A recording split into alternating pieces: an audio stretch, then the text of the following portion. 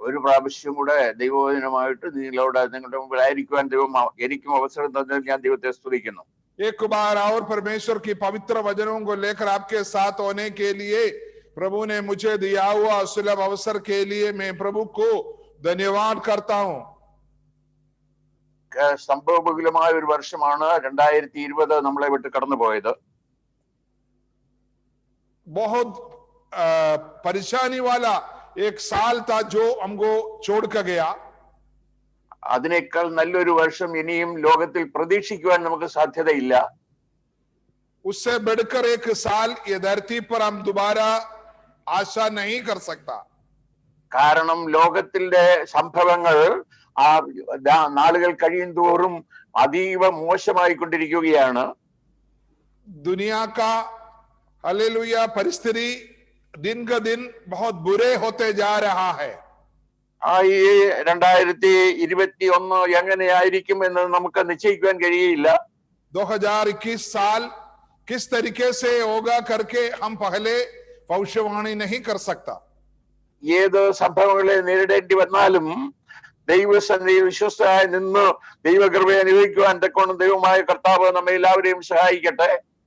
चाहे कोई भी परिस्थिति हो, परमेश्वर की लोगों को प्रभु जी विशेष बल और सामर्थ्य देकर हमको आगे बढ़ाने पाए. ഞാൻ കഴിഞ്ഞ ദിവസം എന്നെ നിങ്ങളോട് സംസാരിക്കുവാൻ എന്നോട് ആവശ്യപ്പെട്ട ആ സമയം മുതൽ വളരെയധികം ഞാൻ പ്രാർത്ഥിക്കുകയുണ്ടായി അനുഗ്രഹകരമായ ഒരു ദൂത് ലഭ്യമാകുന്നതിന് വേണ്ടി. मुझे कुछ 10-15 दिन पहले से प्रभु का दास मुझे बोला गया कि मुझे आपके बीच में वजन बांटना है, इसलिए तब से मैं प्रार्थना कर रहा हूं एक आशीष वाला वजन आपके बीच में प्रचार करने के लिए. പല ചിന്തകളും പല വിഷയങ്ങളും എന്റെ ഹൃദയത്തിൽ കൂടി കടന്നുപോയി. बहुत से विचार और बातें मेरा मन के द्वारा गया.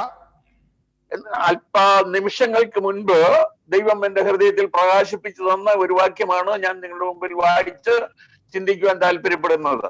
इतना प्रार्थना करने के बाद थोड़ी देर पहले प्रभु की आत्मा मेरे अंदर दिया हुआ एक पवित्र वचन मैं आपके सामने पढ़ना चाहता हूं.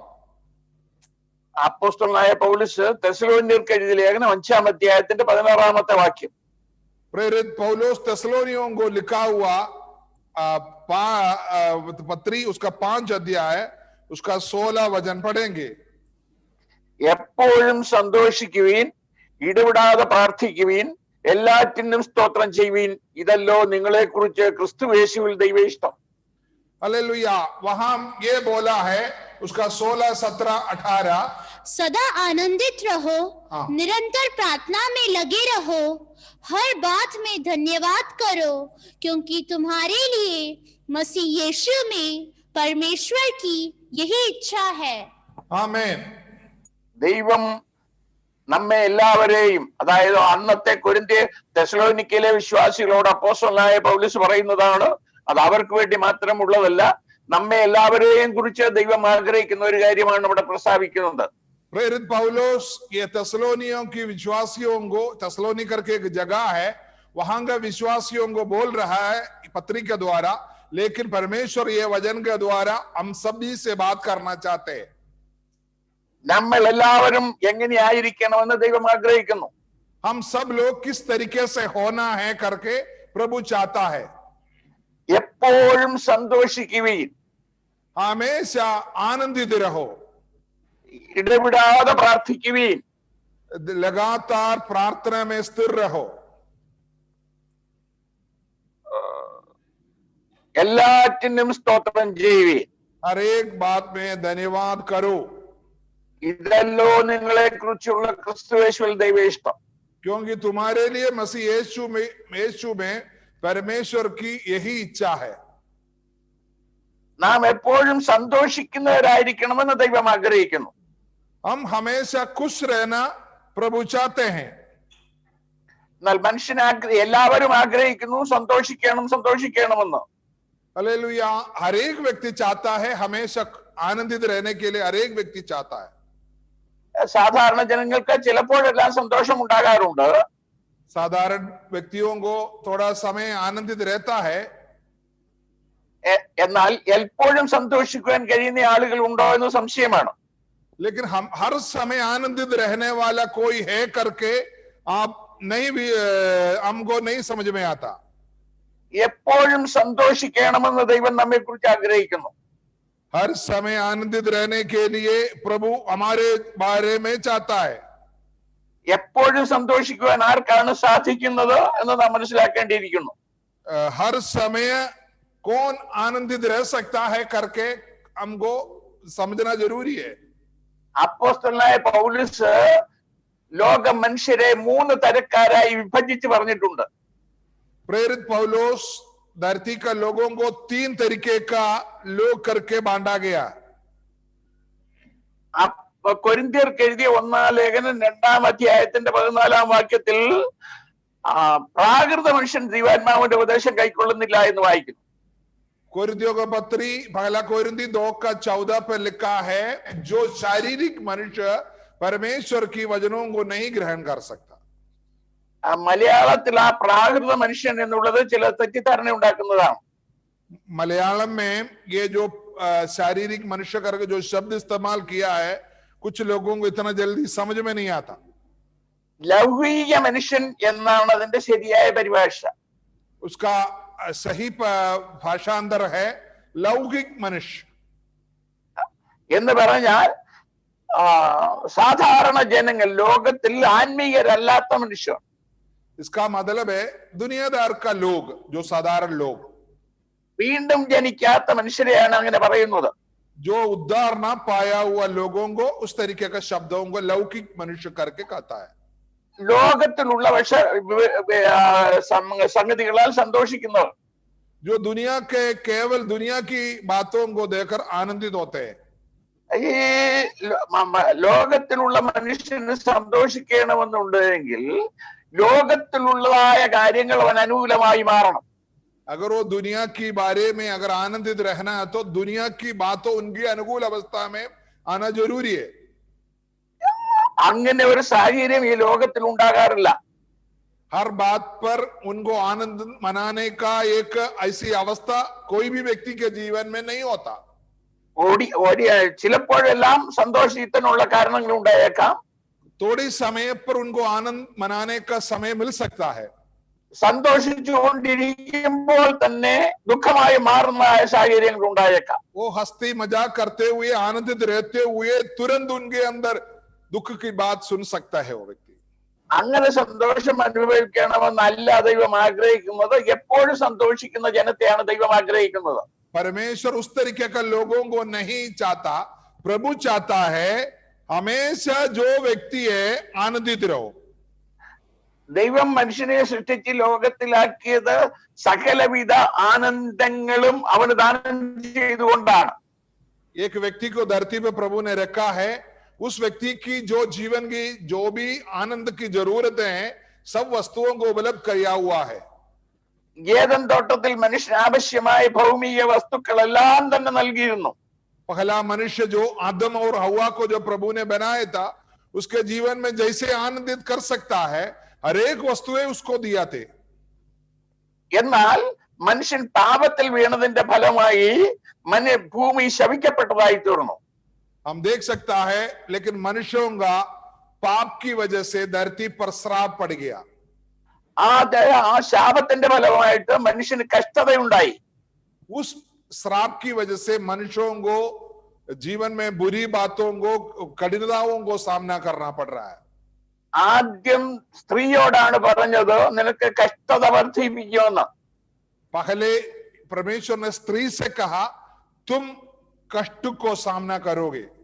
അതിനുശേഷം പുരുഷനോട് പറഞ്ഞു, നിന്റെ നിമിത്തം ഭൂമി ശപിക്കപ്പെട്ടിരിക്കുന്നു, നീ കഷ്ടതയോടെ അഹോവൃത്തി കഴിക്കുമെന്ന്. उसके बाद पुरुष से आदम से प्रभु ने कहा तेरी वजह से धरती पर श्राप पड़ गया, इसलिए तुम बहुत दुखित रहोगे.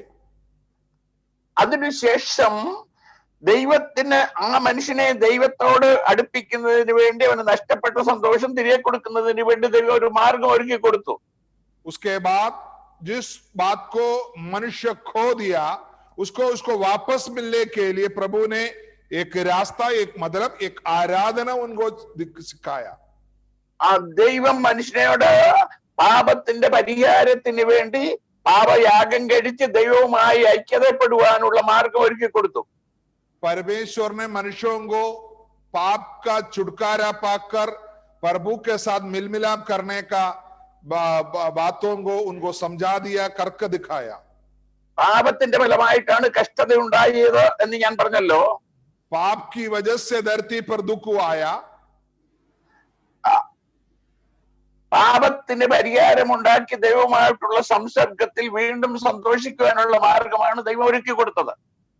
पाप को दूर रहकर वो पाप के बिना परमेश्वर के संग में आनंद मनाने का एक रीति को, एक आराधने के द्वारा को, एक बलिदान के द्वारा प्रभु ने मनुष्यों को बना कर दिया. ആ മാർഗം സ്വീകരിക്കുന്നവർക്ക് മാത്രമേ വാസ്തവത്തിൽ പിന്നെയും സന്തോഷം അനുഭവിക്കാനായിട്ട് സാധിക്കുകയുള്ളൂ. जो व्यक्ति उस रास्ते को अपनाता है वही व्यक्ति हमेशा आनंदित मना सकते हैं.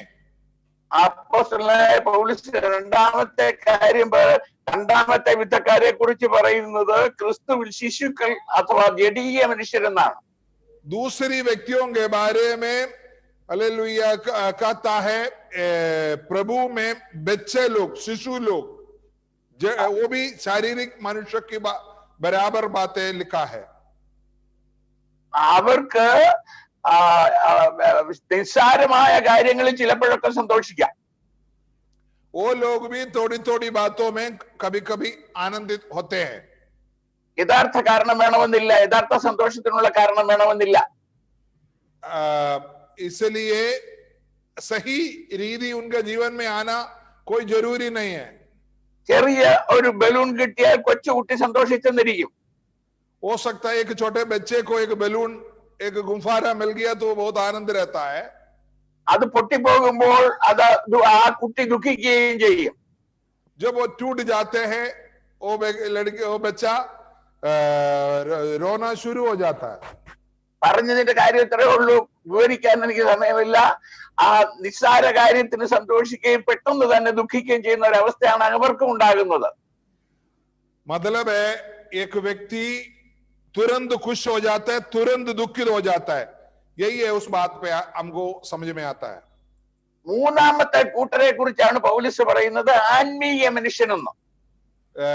तीसरी लोगों के बारे में परमेश्वर ने वचन के अंदर लिखा है आत्मिक लोग. ആ മനുഷ്യന് സന്തോഷിക്കണമെന്നുണ്ടെങ്കിൽ ലോകപരമായ കാര്യങ്ങൾ പോരാ, ആത്മീയമായ കാര്യങ്ങൾ വേണം. उस व्यक्ति को अगर आनंद मनाना है तो दुनिया का कुछ भी बातें उसको मिले उससे वो आनंदित नहीं रहता. पवित्र आत्मा का सामर्थ्य उसको चाहिए आनंद मनाने के लिए. ആ ആനന്ദം അനുഭവിക്കുന്നതിന് വേണ്ടി ദൈവം ആത്മാവായതുകൊണ്ട് ദൈവവുമായി പൂർണ്ണമായ സംസർഗം സാധിക്കുന്നതിന് വേണ്ടി മനുഷ്യന്റെ ഉള്ളിൽ ദൈവം ഒരു ആത്മാവിനെ സൃഷ്ടിച്ചു. इसलिए उस द्वारा मनुष्य आनंद मनाने के लिए परमेश्वर ने मनुष्यों के अंदर एक आत्मा को रखा ताकि वो परमेश्वर के संग आत्मा के द्वारा हमेशा आनंदित रहने पाए. ഒരേ വർഗത്തിലുള്ള തുവലുകളുള്ള പക്ഷികൾ ഒന്നിച്ചു ചേരുന്നു എന്നൊരു പഴമൊഴിയുണ്ട്. हम देखे हैं एक ही जैसा पक्षियां एक जगह बैठ जाता है करके एक कहावत है. ദൈവവുമായി ഒന്നിച്ച് യോജിക്കണമെന്നുണ്ടെങ്കിൽ സംസർഗം ചെയ്യണമെന്നുണ്ടെങ്കിൽ ദൈവത്തെ പോലെ ആത്മാവുള്ള മനുഷ്യന് മാത്രമേ സാധ്യമാകുകയുള്ളൂ. परमेश्वर से अगर आपको आनंद मनाना है तो प्रभु ने दिया हुआ पवित्र आत्मा का शक्ति जब तक आपके अंदर नहीं होगा तब तक आप पवित्र प्रभु के द्वारा जो आनंद है उसको नहीं आप जीवन में ला सकता. എല്ലാ മനുഷ്യരിലും ദൈവം മനുഷ്യാത്മാവിനെ സൃഷ്ടിച്ചിട്ടുണ്ടായിരുന്നു. हर एक व्यक्तियों के अंदर परमेश्वर की आत्मा है.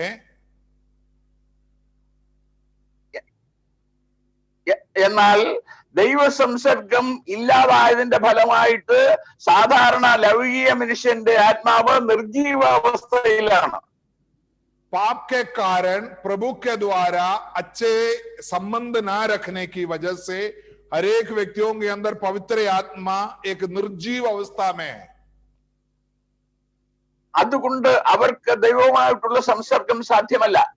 इसके कारण उस व्यक्ति को परमेश्वर के साथ जो सहभागिता नहीं हो सकता। ആത്മീയ മനുഷ്യനിൽ ആത്മീയ മനുഷ്യന് ആത്മാവാകുന്ന ദൈവവുമായി സംസർഗം ചെയ്ത് ആനന്ദം അനുഭവിക്കുവാനായിട്ട് സാധിക്കും. एक आत्मिक व्यक्ति को पवित्र आत्मा जिसके अंदर है, उस व्यक्ति को पवित्र परमेश्वर की आत्मा के साथ सहभागिता कर सकता है। യഥാർത്ഥ സന്തോഷം അനുഭവിക്കുന്നത് ദൈവവുമായി മനുഷ്യൻ ഒന്നിച്ചു ചേരുമ്പോഴാണ്. दुनिया का सबसे श्रेष्ठ खुशी उस व्यक्ति के अंदर तब मिलता है, वो व्यक्ति परमेश्वर की आत्मा के साथ जब सहभागिता करते मिल जाते हैं। ദാവീദ് പറയുന്നു, നിന്റെ സന്നിധിയിൽ സന്തോഷത്തിന്റെ പരിപൂർണതയും നിന്റെ വലത്ത് ഭാഗത്ത് എന്നും പ്രമോദങ്ങളും ഉണ്ടാകുന്നു. दाऊद कहता है, तुम्हारी चरणों में हमेशा आनंद और तुम्हारी दाहिने ओर हालेलुया आनंद का भरपूरता है। ദൈവവുമായി സംസർഗം ചെയ്യുന്ന മനുഷ്യന് മാത്രമേ ആത്മീയവശമായി സന്തോഷം അനുഭവിക്കുവാൻ അഥവാ എപ്പോഴും സന്തോഷിക്കുവാൻ സാധിക്കുകയുള്ളൂ. हालेलुया, जो व्यक्ति प्रभु के साथ सहभागिता करता है वही व्यक्ति हमेशा खुश रह सकता है। ഈ മനുഷ്യന് ദൈവവുമായി സംസർഗം ചെയ്യുമ്പോൾ അവൻ ആനന്ദിക്കാൻ കഴിയുമെങ്കിൽ എങ്ങനെയാണ് ഈ ദൈവവുമായി സംസർഗം ചെയ്യുന്നത് എന്ന് മനസ്സിലാക്കേണ്ടിയിരിക്കുന്നു. अगर वो हम बोल रहे कि परमेश्वर के साथ आप हमेशा आनंद मना सकता है, आपको परमेश्वर के साथ सहभागिता करना पड़ेगा। तब हमको बताना पड़ेगा किस तरीके से है सहभागिता करना। നമുക്ക് എങ്ങനെ ദൈവവുമായി സംസർഗം ചെയ്യുവാനായിട്ട് കഴിയും? हम किस तरीके से परमेश्वर के साथ सहभागिता कर सकता है। നമ്മുടെ ദൈവം എപ്പോഴും മനുഷ്യനെ തന്നിലേക്ക് വിളിച്ചുകൊണ്ടിരിക്കുകയാണ്. हमारा परमेश्वर हर समय मनुष्यों को उनकी ओर खींचते रहता है। സങ്കീർത്തനത്തിൽ പറയുന്നു, സൂര്യന്റെ ഉദയം മുതൽ അസ്തമനം വരെ അവൻ ഭൂമിയെ വിളിക്കുന്നു. भजन संगीता पर लिखा है, सूर्यास्तमय से लेकर अस्ताचल तक वो धरती को पुकारते रहता है। സർവഭൂവാസികളുമായുള്ളവരെ എങ്കിലേക്ക് തിരിഞ്ഞ് രക്ഷപ്പെടുവീൻ. हरेक धरती का वासियों मेरे ओर फिरकर उद्धार पाओ। കർത്താവായ യേശുവിനെ കൈക്കൊണ്ട് അവന്റെ നാമത്തിൽ വിശ്വസിക്കുന്ന ഏവർക്കും ദൈവ മക്കളാകുവാൻ അവൻ അധികാരം കൊടുത്തു. प्रभु यीशु मसीह पर जो विश्वास करता है उस व्यक्ति को परमेश्वर का संतान होने का अधिकार दे दिया। അങ്ങനെ കർത്താവായ യേശു ക്രിസ്തുവിനെ രക്ഷിതാവായി സ്വീകരിക്കുന്ന ആളുകളെ സംബന്ധിച്ചിടത്തോളം പിതാവ് എന്ന് വിളിച്ചുകൊണ്ട് പിതാവും പുത്രനും മക്കളും തമ്മിൽ സംസർഗം ചെയ്യുന്നത് പോലെ ദൈവവുമായി സംസർഗം ചെയ്യാനായിട്ട് സാധിക്കും. जो व्यक्ति पिता करके जो पुकारता है उस तरीके से स्वर्गीय पिता करके पुकारता है, उस तरीके से व्यक्ति को परमेश्वर के साथ हालेलुया सहभागिता कर सकता है। അതിന് ഈ ലോകത്തിലെ സാഹചര്യങ്ങൾ അനുകൂലമാകണമെന്നില്ല, പ്രതികൂലമാകുമ്പോഴാണ് കൂടുതൽ സാധിക്കുന്നത്. उसके लिए पिता करके जो पुकारने के लिए धरती की जो बातें हैं अच्छे होने के टाइम आपके अंदर से जो असली पुकार है वो निकलते नहीं है। जब आपके जीवन में बुरी जीवन आते हैं, दुखमय जीवन आते हैं, तब आपके अंदर से पवित्र आत्मा का जो अच्छे संबंध प्रभु के साथ होते हैं। അങ്ങനെ ദൈവസന്നിധിയിൽ കടന്നു ചെല്ലുമ്പോൾ അവന്റെ ദുഃഖമെല്ലാം മാറി സന്തോഷിക്കുവാനായിട്ട് സാധിക്കും. तब वो व्यक्ति का जीवन में हालेलुया उनकी दुख को सब हटकर उस व्यक्ति को परमेश्वर के साथ अच्छे सहभागिता हो जाता है। നാം ദൈവത്തെ സമീപിക്കുകയാണെങ്കിൽ തീർച്ചയായും ദൈവം നമ്മെ സന്തോഷത്തോടെ സ്വീകരിച്ച് മക്കളാക്കി തീർക്കും. अगर आप प्रभु को हालेलुया दिल से पुकारेगा तो प्रभु आपके जीवन को बहुत आनंद रहेगा। കൊച്ചുകുട്ടികൾ പിതാവിന്റെയും മാതാവിന്റെയും കയ്യിലായിരിക്കുമ്പോൾ സന്തോഷിക്കുന്നത് പോലെ തന്നെ ദൈവത്തിന്റെ കരങ്ങളിൽ സന്തോഷിക്കുവാനായിട്ട് സാധിക്കും. हालेलुया, एक छोटे बच्चे माता पिता की हाथ पर रहकर बहुत खुश होते हैं, उसी जैसा हम भी अपने परमेश्वर के चरणों में बहुत आनंद रह सकता है। അവർക്ക് മാത്രമേ എപ്പോഴും സന്തോഷിക്കുവാൻ സാധിക്കുകയുള്ളൂ. उन्हीं लोगों को ही हमेशा आनंद बने रह सकता है। എപ്പോഴെങ്കിലും ആനന്ദം കുറയുമ്പോൾ അവർ ആ ദൈവത്തിങ്കലേക്ക് ഓടിച്ചെല്ലുകയാണ് ആവശ്യം. हालेलुया। वो व्यक्ति जब कोई आनंद उनके जीवन में कम हो जाते हैं, तब देखना उस व्यक्ति पापा की ओर भाग कर कम जाते हैं। കോരകൂത്തന്മാര് പറയുന്നു, എന്റെ ഉള്ളം ദൈവത്തിനായി തന്നെ ദാഹിക്കുന്നു, എന്റെ ദേഹവും അവനായി കാംക്ഷിക്കുന്നു. कोरह पुत्र जो भजन संगीता लगा हुआ, कोरह का बच्चे लोग बोलता है, मेरे मन हमेशा परमेश्वर की आनंद मनाता है और मेरे दिल पूर्ण रूप से प्रभु पर जुड़े रहते हैं। ഞാൻ എപ്പോൾ അവന്റെ സന്നിധിയിൽ ചെല്ലുവാനിടയാകും? मैं किस समय परमेश्वर की चरणों में पहुंच पाऊंगा? ആസാബ് ഈ ലോകത്തിലെ ദുഷ്ടന്മാരുടെ സൗഖ്യം കണ്ടിട്ട് തന്റെ പ്രയാസത്തെ ഓർത്ത് പരാതി പറഞ്ഞു. आसाफ जो भजन संगीता लिखने वाला दुनिया की जो दुष्ट लोगों को आनंद को देखकर प्रभु की चरणों में अपनी बातों को रखा। 73 സങ്കീർത്തനത്തിൽ നാം വായിക്കുന്നു, 73 भजन संगीता 73 भजन संगीता में हम वो पढ़ सकते हैं। ഒടുവിൽ അവൻ ദൈവത്തിന്റെ ആലയത്തിൽ ചെന്ന് ധ്യാനിക്കുവാൻ തുടങ്ങി. आखिरी में वो प्रभु की चरणों में जाकर आनंद मनाया करके लिखा है। അപ്പോൾ അവന് എന്നിട്ട് താൻ പറയുകയാണ്, ദൈവത്തോട് അടുത്തിരിക്കുന്നത് എനിക്ക് നല്ലത്. उसके बाद उन्होंने ये बातें सब बोलने के बाद, अपनी कंप्लेंट बोलने के बाद ये खुद कह रहा है, मुझे परमेश्वर के साथ नजदीक बैठना सबसे अच्छे आनंद देता है। പഴയ നിയമത്തിലെ ദാവീദ് തന്റെ കഷ്ടതകളിൽ മരുഭൂമിയിൽ പാർക്കേണ്ടി വന്നതായ സമയങ്ങൾ പലപ്പോഴും ഉണ്ടായിട്ടുണ്ട്. पुराना नियम का जो दाऊद राजा है, साउल से डरकर बहुतेरे बार मरुस्थल में जंगल में रहने का अवसर हुआ है। അങ്ങനെ ഒരിക്കൽ മരുഭൂമിയിൽ പാർക്കുന്ന സമയത്തെ കുറിച്ച് 63 സങ്കീർത്തനത്തിൽ നാം വായിക്കുന്നു. हालेलुया। 63 भजन संगीता में उसके बारे में हम पढ़ सकते हैं। 63 സങ്കീർത്തനത്തിൽ വെള്ളമില്ലാതെ ഉണങ്ങി വരേണ്ട ദേശത്ത് എന്റെ ഉള്ളം നിനക്കായി ദാഹിക്കുന്നു, എന്റെ ദേഹവും നിനക്കായി കാംക്ഷിക്കുന്നു എന്ന് പറഞ്ഞു. 63 भजन संगीता में बोलता है, मैं जैसे सूखे जगह है जहां पानी की उपलब्ध नहीं है, उस जैसा मेरी मन तुम्हारी ओर प्यासा है। താഴോട്ട് വായിച്ചു വരുമ്പോൾ താൻ പറയുന്നു, എന്റെ കിടക്കയിൽ നിന്നെ ഓർക്കുകയും രാത്രി യാമങ്ങളിൽ നിന്നെ ധ്യാനിക്കുകയും ചെയ്യുമ്പോൾ എന്റെ പ്രാണന് മജ്ജയും മേധസ്സും കൊണ്ടെന്ന പോലെ തൃപ്തി വരുന്നു, എന്റെ വായ സന്തോഷമുള്ള എതിരങ്ങളാൽ നിന്നെ സ്തുതിക്കും. वहां दाऊद कहता है, प्रभु जी रात को जब मैं आपके बारे में याद आते हो, जब मैं आपकी स्तुति करते हो, मेरे अंदर इतनी आनंद आता है, इतनी आनंद आता है, मैं आपको स्तुति आराधना करता हूं मेरे लेटे लेटे। ലോകത്തിൽ അനുകൂല സാഹചര്യങ്ങൾ നമുക്ക് പ്രതീക്ഷിക്കുവാനില്ല. दुनिया में हमेशा आपको आनंद देने वाला बात तो नहीं मिल सकता।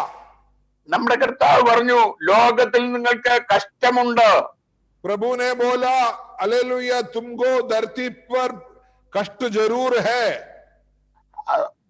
എങ്കിലും ഞാൻ ലോകത്തെ ജയിച്ചിരിക്കുന്നു എന്ന് കർത്താവ് പറഞ്ഞു. फिर भी मैं दुनिया के ऊपर जीत पाया हुआ है।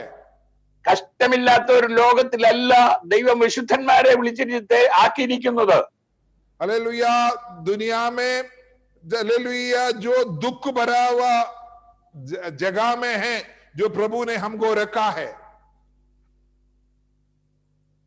അപ്പോസ്തലനായ പത്രോസും യോഹന്നാനും കാരാഗ്രഹത്തിൽ കിടക്കേണ്ടി വന്നു, ഒരു രോഗിയെ പിറവിക്കുരുടനെ സൗഖ്യമാക്കിയതിന്റെ ഫലമായി.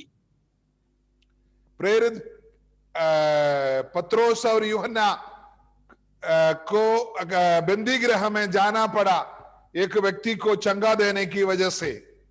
അവർ നന്മ ചെയ്തതിന്റെ ഫലമായിട്ടാണ് കാരാഗ്രഹത്തിൽ പോകേണ്ടി വന്നത്. वो भलाई का काम करने की वजह से वो बंदी गृह में जाना पड़ा। അതിന്റെ ഫലമായി അവർക്ക് പീഡയുണ്ടായി. उनकी वजह से उनको दंड मिला. അഞ്ചാമധ്യായത്തിന്റെ അവസാന ഭാഗങ്ങളിൽ പറയുന്നു അവരെ വളരെ അടുപ്പിച്ച ശേഷം വിട്ടയച്ചു. वहां हम देख सकता है प्रेरितों का काम 5 अध्याय का आखिरी पे लिखा है, उनको बहुत दंड देने के बाद उनको छोड़ दिया करके लिखा है. ക്രിസ്തുവിന് വേണ്ടി അവമാനം സഹിക്കുവാൻ യോഗ്യരായി എണ്ണപ്പെടുകയാൽ അവർ സന്തോഷിച്ചുകൊണ്ട് അവർ കടന്നുപോയി. परमेश्वर के लिए निंदा सहने की वजह से वो लोग बहुत आनंद पाया करके लिखा है.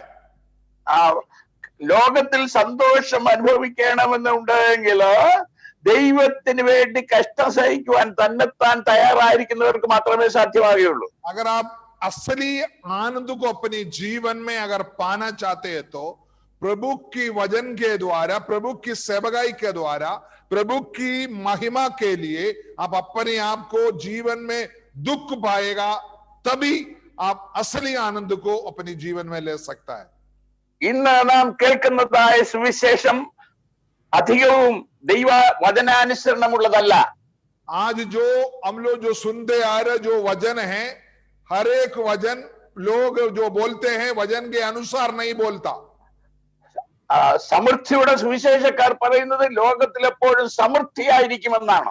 जो भलाई की सुसमाचार बोलने वाला हमेशा लोगों को बोलते हैं कि हमेशा आपके जीवन में भलाई भलाई भलाई करके बोलते रहता है. 2000ത്തിന്റെ ആരംഭത്തിൽ കേരളത്തിലുള്ളതായ ചില ദൈവദാസന്മാർ പ്രഖ്യാപിച്ചു വിജയത്തിന്റെ അനുഗ്രഹത്തിന്റെ ഉണർവിന്റെ ആത്മവർഷത്തിന്റെ വർഷമായിരിക്കും 2020 എന്ന്. 2000 साल में कुछ प्रभु का दास लोगों ने ये घोषणा किया, आगे का दिन पूरा बहुत बड़ा भलाई की साल होगा करके घोषणा किया. അവരുടെ വിശാലമായ കൂടാരങ്ങളെല്ലാം ഒഴിഞ്ഞു കിടക്കുകയാണ്, ഇപ്പോഴും പ്രവർത്തന സഹിതമായിട്ടില്ല. लेकिन वो जो बोला हुआ प्रभु का दासों को जो तंबू है अभी भी खाली है, क्योंकि वो अभी तक सही काम करना नहीं शुरू हुआ. ഞാൻ പറഞ്ഞതിന്റെ കാര്യം ഇത്രയേ ഉള്ളൂ, ലോകത്തിൽ ദൈവമക്കൾക്ക് കഷ്ടമുണ്ട്. मैं बोलने का मतलब इतना ही है कि धरती पर परमेश्वर का लोगों को कष्ट जरूर है. എബ്രായലേഖനം 11-ാം അധ്യായത്തിൽ പറയുന്നു വിശ്വാസ വീരന്മാരെ കുറിച്ച് ലോകം അവർക്ക് യോഗ്യമായിരുന്നില്ല. इब्रानियों को पत्री में 11 अध्याय पे आप पढ़ सकता है, दुनिया उनके लिए सही नहीं था. ലോകം അവർക്ക് യോഗ്യമായിരുന്നില്ല. वहां लिखा है जगत उनके लिए हालेलुया आनंद नहीं था, आनंद की बात नहीं था. ആ പുതിയ നിയമത്തിൽ മാത്രമല്ല പഴയ നിയമ വിശുദ്ധന്മാരുടെ ചരിത്രമാണ് അവിടെ പറയുന്നത്. പഴയ നിയമത്തിലും യഥാർത്ഥ വിശുദ്ധന്മാർക്ക് ലോകം യോഗ്യമായിരുന്നില്ല. पुराना दुनिया की लोगों को भी वहां जो भी लिखा पुराना धरती का नियम का व्यक्तियों का, उनको भी ये धरती योग्य नहीं ठहरा गया. ലോകം അവർക്ക് ഒരിക്കലും യോഗ്യമായിരിക്കുകയില്ല. दुनिया मसीह लोगों के लिए हमेशा योग्य नहीं होगा. 2020 കഷ്ടതരമാണ് 2021 എങ്കിൽ അവിടെ അതിൽ ആ വർഷവും ഈ വർഷവും സന്തോഷിക്കുവാൻ നമുക്ക് സാധിക്കണമെന്നുണ്ടെങ്കിൽ സന്തോഷത്തിന്റെ മാർഗം നാം മനസ്സിലാക്കണം. 2020 अगर आपकी दुख भरा बात होता है तो, अगर 2021 अगर और दुख वाले बात है तो, लेकिन इस दुख के बीच में खुशी मनाने का बारे में आपको अच्छे जानकारी होना है. അപ്പോസ്തലനായ പത്രോസും യോഹന്നാനും സന്തോഷിച്ചുകൊണ്ട് അവരുടെ വഴിക്ക് പോകുവാൻ കാരണമുണ്ടായി തീർന്നത് അവമാനം സഹിക്കുവാൻ യോഗ്യരായി എണ്ണപ്പെട്ടത് കൊണ്ടാണ്. हम देखे हैं पत्रोस और यूहन्ना इतनी आनंद से उस फरीसी लोगों को सामने से, राजा लोगों के सामने से चला गया कि वो प्रभु के लिए निंदा सहने का सामर्थ्य पाया. इसलिए ആ മനസ്ഥിതി ഉള്ളവർക്ക് മാത്രമേ ഈ ലോകത്തിൽ എപ്പോഴും സന്തോഷിക്കുവാനായിട്ട് സാധിക്കുകയുള്ളൂ. उस तरीके का मन रखने वाला लोग ही सिर्फ हालेलुया धरती पर आनंद मना सकता है. അപ്പോസ്തലനായ പൗലോസ് പറയുന്നു, നിങ്ങളുടെ വിശ്വാസം എന്ന യാഗം അർപ്പിക്കുന്ന ശുശ്രൂഷയിൽ എന്റെ രക്തമൊഴിക്കേണ്ടി വന്നാലും ഞാൻ സന്തോഷിക്കും. प्रेरित पौलुस बोलता है तुम्हारी विश्वास के लिए, जो विश्वास का बलिदान के लिए मैं अपनी खून को भी बहाना पड़ा, मैं उसमें भी आनंद मनाऊंगा। സന്തോഷത്തിന്റെ ലോകപ്രകാരം സന്തോഷത്തിന്റെ സമയം ചിലർക്കൊക്കെ ചിലപ്പോഴൊക്കെ കിട്ടിയെന്ന് വരാം. എന്നാൽ എല്ലായ്പ്പോഴും എല്ലാവർക്കും സന്തോഷമായിരിക്കുകയില്ല. दुनिया के लोगों को हो सकता है कुछ एक बातों में आनंद मिलता होगा, लेकिन हमेशा उनको आनंद नहीं मिलता। ലോകത്തിൽ കഷ്ടം ലോകപ്രകാരം കഷ്ടം സഹിക്കുമ്പോഴും ആത്മാവിൽ സന്തോഷിക്കുവാൻ സാധിക്കണമെന്നുണ്ടെങ്കിൽ ദൈവത്തിന്റെ ആത്മാവിനെ പ്രാപിച്ചെങ്കിൽ മാത്രമേ സാധ്യമാവുകയുള്ളൂ. परमेश्वर का आत्मा को जब तक प्राप्त करोगे तभी आप दुनिया का आनंद से बढ़कर जो परमेश्वर की आनंद को आप पा सकते हो। ലോകത്തിൽ എല്ലാം സുഭിക്ഷമായി അനുഭവിക്കാമെന്ന് വിചാരിച്ച് ദൈവത്തെ സമീപിച്ചാൽ അവരുടെ ജീവിതം പരാജയപ്പെടും. आप दुनिया की हर एक भलाइयों को पाएंगे करके सोच कर प्रभु में अगर आएगा तो आप गलत जगह पे आया है। കർത്താവിന് വേണ്ടി കഷ്ടം സഹിക്കുവാൻ സന്നദ്ധരായിട്ട് വേണം കർത്താവിനെ പിൻപറ്റുവാൻ ഇറങ്ങുക. यीशु मसीह के लिए कष्ट उठाने के लिए जब आप तैयार हो तभी प्रभु के पीछे आइएगा। കർത്താവായ യേശുക്രിസ്തു വളരെ വ്യക്തമായി പറഞ്ഞിട്ടുണ്ട്, എന്റെ പിന്നാലെ വരുവാൻ ഇച്ഛിക്കുന്നവൻ തന്നെത്താൻ ത്യജിച്ച് തന്റെ ക്രൂശ് എടുത്ത് തന്നെ അനുഗമിക്കട്ടെ. प्रभु यीशु मसीह ने अपनी वचनों में कहा, जो व्यक्ति मेरे पीछे होना चाहता है वो व्यक्ति अपने आप को त्यागो और अपनी क्रूस को उठाकर मेरे पीछे हो लो। യേശു ചുമന്ന ക്രൂശ് അല്ല, यीशु ने जो उठाया हुआ वो लकड़ी का क्रूस को आपको उठाने का जरूरत नहीं है। അവരവന്റെ ക്രൂശ് തന്റെ ക്രൂശ് എടുത്ത് തന്നെ അനുഗമിക്കട്ടെ. अपना अपना क्रूस को, अपना अपना जीवन का दुख, मुसीबत, कष्ट, मृत्यु उसको उठाना है। പൗലോസ് ഫിലിപ്പി ലേഖനത്തിൽ പറയുന്നുണ്ട്, അനേകർ ക്രിസ്തുവിന്റെ ക്രൂശിന് ശത്രുക്കളായി നടക്കുന്നുവെന്ന് ഞാൻ കരഞ്ഞുകൊണ്ട് പറയുന്നു.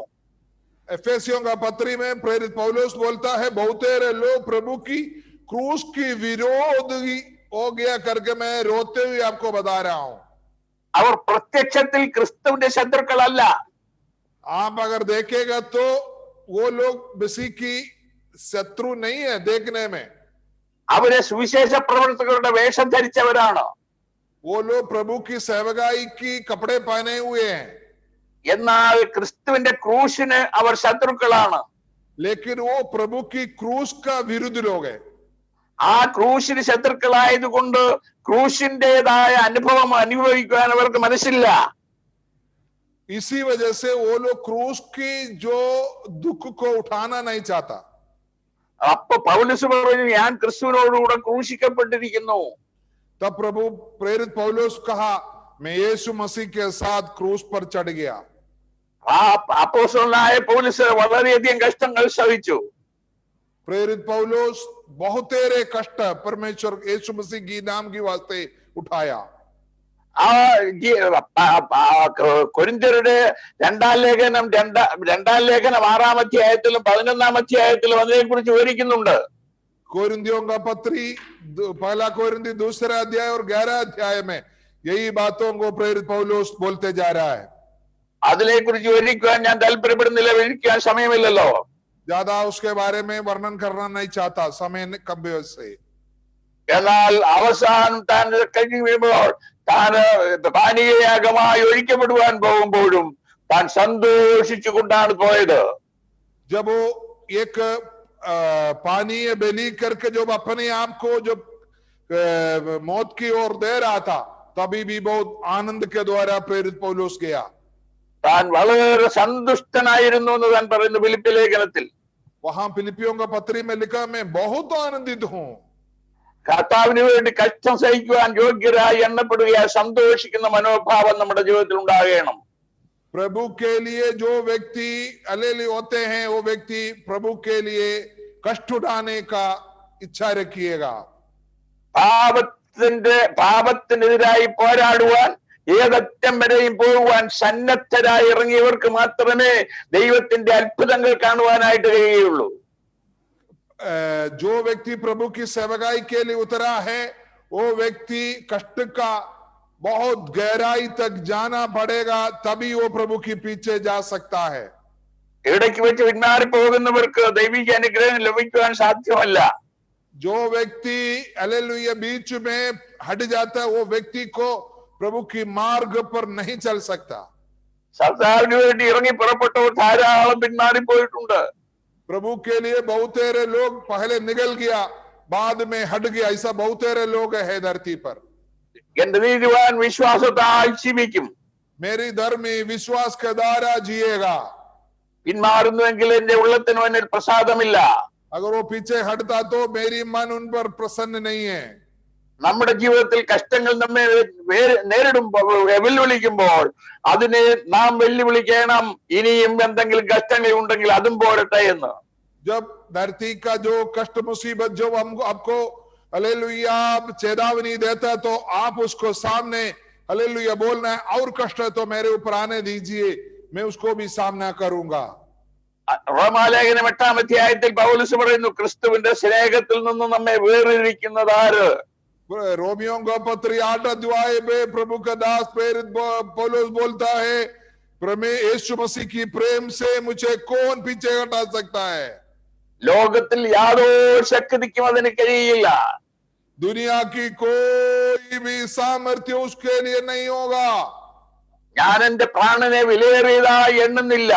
मैं अपनी प्राण को बहुत कीमती नहीं समझता। ദൈവത്തിന്റെ സുവിശേഷത്തിന് സാക്ഷ്യം വഹിക്കണം എന്നുള്ള ചിന്ത മാത്രമേ എനിക്കുള്ളൂ. परमेश्वर की सेवकाई का गवाही बनना, बस इतना ही मैं चाहता हूं। ആ ചിന്തയുള്ള മനുഷ്യന് അത് സാധിക്കുമ്പോഴാണ് സന്തോഷം ഉണ്ടാകുന്നത്. जो व्यक्ति को उस तरीके का सोच रखता है, जब वो ऐसा विश्वास करता है तभी वो पूरा होगा। തന്റെ ദൗത്യം നിറവേറ്റുമ്പോൾ അവന്റെ ജീവിതത്തിൽ സന്തോഷം ഉണ്ടാകുന്നു. जब उसने अपनी दौत्य को हालेलुया जब पूरा करते हैं तभी वो उनको आनंद होते हैं। ദൈവം നമ്മെ വിളിച്ചിരിക്കുന്നത് എപ്പോഴും സന്തോഷിക്കുന്നവരായി ചെയ്യണമെന്നുള്ളതാണ്. परमेश्वर ने हमको बुलाया हमेशा आनंदित रहो। ആനന്ദത്തിനുള്ള മാർഗം, ആനന്ദം അനുഭവിക്കുവാനുള്ള മാർഗം ഞാൻ പറഞ്ഞു, ദൈവവുമായിട്ടുള്ള സംസർഗം. आनंद मनाने का सबसे आसान तरीका है प्रभु के साथ सहभागिता करना। ദൈവമായിട്ടുള്ള സംസർഗമില്ലാത്ത ആർക്കും ലോകത്തിൽ ഒരിക്കലും സന്തോഷം അനുഭവിക്കുവാനായിട്ട് സാധിക്കില്ല. अगर आप खुश रहना चाहता है तो प्रभु के साथ सहभागिता रहना पड़ेगा। ഞാൻ ആദ്യം ദീർഘിപ്പിക്കുവാൻ താല്പര്യപ്പെടുന്നില്ല. ലോകത്തിലേക്ക് ഏറ്റവും ഉന്നതനായ മനുഷ്യനായിരുന്നു ശലോമോൻ രാജാവ്. दुनिया का सबसे नंबर 1 व्यक्तियों में आता है सुलेमान राजा। സഭാപ്രസംഗിയുടെ പുസ്തകം 2-ാം അധ്യായത്തിൽ താൻ വിവരിക്കുന്നുണ്ട് താൻ അനുഭവിച്ചതായ, താൻ സമ്പാദിച്ചതായ കാര്യങ്ങളൊക്കെ. सभोपदेशक का किताब में उसने जो जमा किया हुआ वस्तुओं के बारे में वर्णन देते हैं। അവസാനം അതുപോലെ ലോകപ്രകാരം സന്തോഷിക്കുവാൻ സാധ്യത ഉണ്ടായിരുന്ന മറ്റൊരു മനുഷ്യന് ലോകത്തിൽ ഉണ്ടായിരുന്നിട്ടില്ല. उससे बढ़कर कोई भी व्यक्ति ये धरती पर इतना आनंद मनाने का नहीं होता था। സമൃദ്ധിയുടെ അടിത്തട്ടിലാണ് അവൻ പിറന്നു വീണത്. वो बहुत बड़ा भलाई का कोख पर वो जन्म हुआ। ശക്തനായ രാജാവിന്റെ മകനായി, बहुत बड़ा सामर्थ्य वाला राजा का बेटा बन के जिया। ലോകപ്രകാരം സകല സന്തോഷവും അവൻ അനുഭവിക്കാൻ കഴിയുമായിരുന്നു. दुनिया का हर एक खुशियों को वो चाहता था, वो पा सकता था। പക്ഷേ അവൻ അവസാനമെല്ലാം തിരിഞ്ഞു നോക്കിയിട്ട് പറഞ്ഞു, ഈ ലോകത്തിൽ സംഭവിക്കുന്ന കാര്യങ്ങളെല്ലാം എനിക്ക് അനിഷ്ടമായത് കൊണ്ട് ഞാൻ ജീവനെ വെറുത്തു എന്ന്. ये आखिर में सुलेमान राजा ने ये कहा, ये दुनिया में जितनी सुख आवन जो चीजें हैं ये बिल्कुल बेकार चीज है, इसलिए मैं इसको दूर रखता हूं, इससे मैं दूर रहूंगा। ഞാൻ എന്നെ തന്നെ നിരാശപ്പെടുത്തുവാൻ തുടങ്ങിയെന്ന് അദ്ദേഹം പറയുന്നു. उनकी जीवन में बहुत बड़ा निराशा को उत्पन्न किया वो। എന്താണ് ഈ മനുഷ്യൻ ഇത്രയും നിരാശനായി മാറുവാൻ കാരണമെന്ത്? इतना बड़ा राजा सुलेमान क्यों इतनी बड़ा निराशा में आ गया? ഞാൻ ജീവനെ വെറുത്തു എന്ന് പറഞ്ഞാൽ മലയാള ഭാഷയിൽ പറഞ്ഞാൽ ആത്മഹത്യ ചെയ്യുവാൻ താൻ പ്രേരിപ്പിക്കപ്പെട്ടു എന്നാണ്. वो अपना जीवन से हालेलुया बहुत घृणा रखा, मतलब है उन्होंने आत्महत्या करने का मन आया करके। ജീവനെ വെറുത്തു എന്ന് പറഞ്ഞാൽ ലോകത്തിലുള്ള യാതൊന്നും ഒരു മനുഷ്യനെ സന്തോഷപൂരിതനാക്കുകയില്ല. मतलब जीवन से घृणा करने का मतलब है धरती का कोई भी चीज मनुष्यों को खुश नहीं कर सकता। ദൈവത്തിൽ നിന്ന് മാത്രമേ മനുഷ്യന് സന്തോഷം അനുഭവിക്കാൻ സാധിക്കുകയുള്ളൂ. सिर्फ परमेश्वर से ही व्यक्ति आनंद बन सकता है। എന്നെ കേൾക്കുന്നവർ ആരെങ്കിലും സന്തോഷം അനുഭവിക്കാത്തവരുണ്ടെങ്കിൽ അവർ പരമാർത്ഥ ഹൃദയത്തോടെ ദൈവത്തെ സമീപിക്കുക, ദൈവത്തിന് വേണ്ടി എന്ത് സഹിക്കുവാൻ തയ്യാറാകുക. നിങ്ങളുടെ കഷ്ടങ്ങളിൽ ദൈവം നിങ്ങളെ സന്തോഷിപ്പിക്കുവാനായി നിങ്ങളുടെ അടുക്കലേക്ക് ഇറങ്ങി വരും. हालेलुया। अगर मुझे सुनने वाला अगर कोई भी व्यक्ति हो जो जीवन में आनंद नहीं मिल पा रहे हो, वो व्यक्ति प्रभु की चरणों में आओ, प्रभु के साथ सहभागिता करो, आपके जीवन हमेशा आनंद बने रहेगा। വിളിച്ചപേക്ഷിക്കുമ്പോഴൊക്കെയും സമീപസ്ഥനാണ് ദൈവം. जब भी आप पुकारते हैं वो आपके करीब रहता है। കുരൽ താഴ്വരയിൽ കൂടെ നടന്നാലും ഞാൻ ഒരർത്ഥവും ഭയപ്പെടുകയില്ല. चाहे मैं घोर अंधकार की अवस्था की तराई के होकर चलूं, फिर भी मैं कभी ना डगमगाऊंगा, डरूंगा नहीं। എന്തെന്നാൽ നീ എന്നോട് കൂടെ ഇരിക്കുന്നുവല്ലോ. क्योंकि तू मेरे साथ रहता है। ദൈവത്തോട് കൂടെ ആയിരിക്കുന്ന ആളുകൾക്ക് എപ്പോഴും സന്തോഷിക്കുവാൻ സാധിക്കും. प्रभु के साथ जो व्यक्ति होता है वो व्यक्ति को हमेशा आनंद बना सकता है। അതിനുവേണ്ടി ദൈവമായ കർത്താവ് നമ്മെ എല്ലാവരെയും സഹായിക്കട്ടെ. इसके लिए प्रभु हर एक व्यक्तियों को आशीष देने पाए। ഇത്രയും സമയം എന്നെ കേട്ടുകൊണ്ടിരുന്ന നിങ്ങൾക്ക് എല്ലാവർക്കും ദൈവമായ കർത്താവായ യേശുക്രിസ്തുവിന്റെ നാമത്തിൽ എന്റെ സ്നേഹാശംസകൾ പിന്നെയും അറിയിക്കുന്നു. इतना देर प्रभु की वचन मेरी शब्दों के द्वारा सुने हुए व्यक्तियों को, हर एक व्यक्तियों को प्रभु की प्रेम भरा हुआ धन्यवाद मैं देता हूं। കഷ്ടത നിറഞ്ഞ ലോകത്തിൽ 2011 നമുക്ക് ലഭിക്കുന്നുവെങ്കിൽ 2011 അവസാനത്തിൽ നാം ജീവനോടെ ശേഷിക്കുന്നെങ്കിൽ ദൈവം എന്നോട് കൂടെ ഇരുന്നു എന്ന് വിജയത്തിന്റെ സാക്ഷ്യം പറയുവാൻ സന്തോഷിക്കുവാൻ ദൈവമായ കർത്താവ് നമുക്ക് എല്ലാവർക്കും ഇടയാക്കി തീർക്കട്ടെ. ये 2021 दिन अगर प्रभु हमको चाहे दुख दे या कुछ दे, हमेशा प्रभु में आनंद में बने रहने के लिए हालेलुया ये पूरी साल प्रभु हमारे जीवन में दया करने पाए। എനിക്ക് ഇങ്ങനെ നിങ്ങളോട് ദൈവം സംസാരിക്കുവാൻ ഒരു അവസരം ഒരുക്കി തന്ന ശുഭുവിനോടും സഭയോടും ഞാൻ നന്ദി പറയുന്നു. ദൈവം നമ്മെ സഹായിക്കട്ടെ. ये अवसर दिया हुआ प्रभु का कलीसिया, परमेश्वर की कलीसिया को, प्रभु के दासों को मैं धन्यवाद देता हूं। थैंक यू पास्टर जी, हमारे बीच में आकर കർത്താവിന്റെ ദാസനെ ഞങ്ങളുടെ മധ്യത്തിൽ കടന്നു വന്ന് ഇത്രയും അനുഗ്രഹിക്കപ്പെട്ട ദൈവവചനം സംസാരിച്ച നന്ദിയോട് സ്തോത്രം. ദൈവം ധാരാളമായി അനുഗ്രഹിക്കട്ടെ. ഈ പുതുവർഷം തന്നെ ഇങ്ങനെ ഒരു മെസ്സേജ് ഞങ്ങളുടെ മധ്യത്തിൽ വിളമ്പുവാൻ കർത്താവിന്റെ ദാസനെ പരിശുദ്ധാത്മാവ് പ്രേരിപ്പിച്ചു ഒരു സ്തോത്രം ചെയ്യുന്നു. അവിടുത്തെ ആയുസ്സിനായി, ആരോഗ്യത്തിനായി, ശരീരത്തിന്റെ ബലത്തിനായി ഹല്ലേലൂയ ഞങ്ങൾ പ്രാർത്ഥിക്കുന്നു. മിനിസ്ട്രി ഓർത്ത് പ്രാർത്ഥിക്കുന്നു. ദൈവം അനുഗ്രഹിക്കട്ടെ. ഇനിയും ഞങ്ങളുടെ മധ്യത്തിൽ കടന്നു വരണമെന്ന് അപേക്ഷിച്ചുകൊണ്ട് ഞങ്ങൾ നിർത്തുന്നു. Thank you sir.